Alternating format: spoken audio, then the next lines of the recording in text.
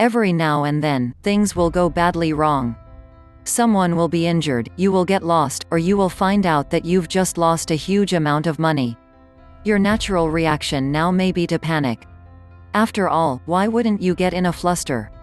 What will you do now that you've lost the money? What will happen to your friend or relative who just fainted and is now lying there looking very unwell?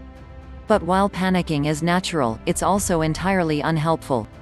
If this is your response, then you will be likely to make matters worse, not better, and you will potentially cause more problems than you solve. The best response is to stay calm and robotic. You may appear cold and emotionless, but this is the most efficient and useful way to react to such a situation. This is how you're going to help everyone deal with the problem. You can panic, cry, or mourn later. The question, though, is how you can overcome that initial emotional response. How can you keep cool when everything is going awry around you? Breathe and slow down. The first thing to do is to step back and take a moment to breathe and to assess the situation. That initial urge to rush in or to cry is caused by a flood of adrenaline, your fight or flight hormone.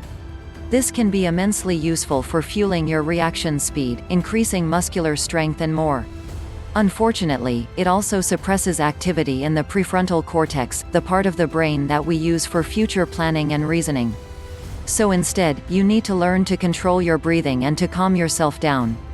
This will reactivate your rest and digest state via your parasympathetic nervous system. So breathe in through the stomach deeply and then let it fill your lungs. You are not in a massive rush. If you rush, you will make matters worse. Even in time-critical situations, remember the adage, less haste, more speed. Look for the answer now, look for the best solution, the problem at hand. Try to remove yourself emotionally from the situation by looking at it as an outsider. Think of this like an exercise and try to narrow down your actions to the most useful few options. While in this scenario, you might be afraid to act.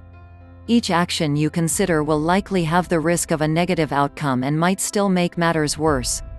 But once you've considered carefully the options and efficiently weighed up the best course of action, the next step is simply to act. Even if you are uncertain, take positive and decisive action. Doing this means accepting the possibility that things might go wrong and that it might be your fault. In other words, it means accepting your responsibility and being willing to shoulder that responsibility if necessary. It means being able and willing to put yourself out on a limb and to face the storm that might come.